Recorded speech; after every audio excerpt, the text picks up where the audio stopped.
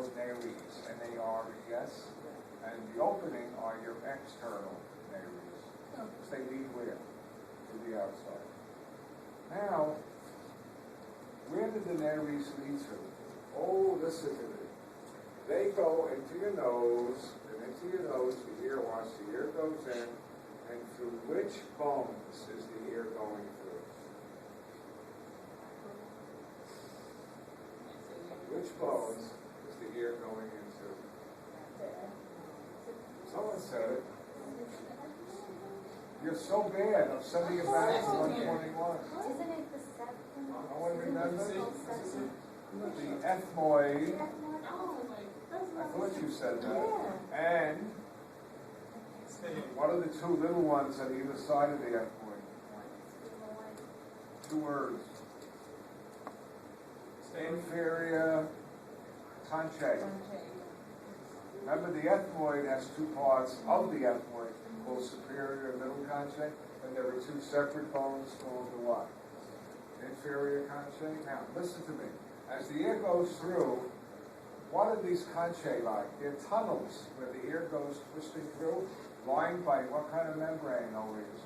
Mucus. Anything that leads to the outside is what? Mucus membrane. And what do these mucus membranes have on them? Yell it out. Cilia, and they make mucus, and the whole purpose, you're supposed to breathe where? Through your nose. Your mouth doesn't have this. So people who are mouth breathers, to get the ear to the back of their throat through the mouth, tend to get more colds, particularly in the winter when that ear is what? Very cold? Because when the ear goes through, it comes out the back of the nose. There are the internal areas that lead to your pharynx, okay, to the back of the nose, okay? And by the time the ear goes through the ethmoid and the inferior conchae, what do they do to the ear? Big three. They filter it, they warm it. Anyone want to guess it? They moisturize it. Because look, the good way to do lung damage, you get a bad cold, is to bring cold, dry air to your lungs. Your lungs are very delicate. The tissue is very thin, around the S-act. You will kill it. And I used to say, go home if you have a steak and take the sharpest knife and make the thinnest slice you can make and you can see through it, and then open the freezer and throw it in the freezer. Count to 10 and take it out. Take a look what happened to the ear. So, to the piece of steak. And your ear sacs are probably 1/20th as thin. So you want to exhale through your mouth, but inhale through your nose. Okay? Now, what leads into your nose? Oh, that's kind of interesting. Two ducts that come from, look, here. What are the names of those ducts? Nasolacrimal ducts emptying into your nose. So if you have a cold,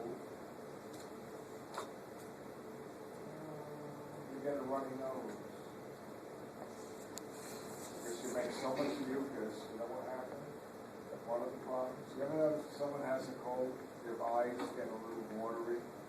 Because normally your tears go where? Into those, remember the ponte? And goes into the nasolacrimal duct. But if you have a cold, you make a lot of mucus in the back of your throat, and it clogs the nasolacrimal, not the throat, but into the nose, it clogs. What else leads to the nose? Oh, besides the nasolacrimal duct. Not one, not two, not three, but four.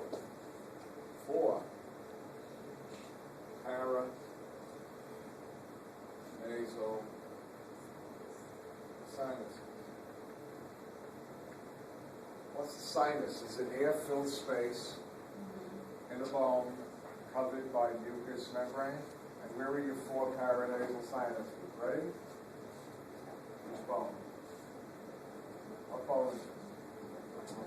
Frontal, bone is this? Maxilla, and then the other two are deep. What are they? Ethmoid and sphenoid. All four of those bones lead to the nose. Okay? So if they're dripping, people heard of post-nasal drip. If they're dripping or making a lot of mucus, then you have trouble what? Breathing through your nose, and what do? You breathe through your mouth, and now you what? Set yourself up for a what? Infection and maybe the lower respiratory.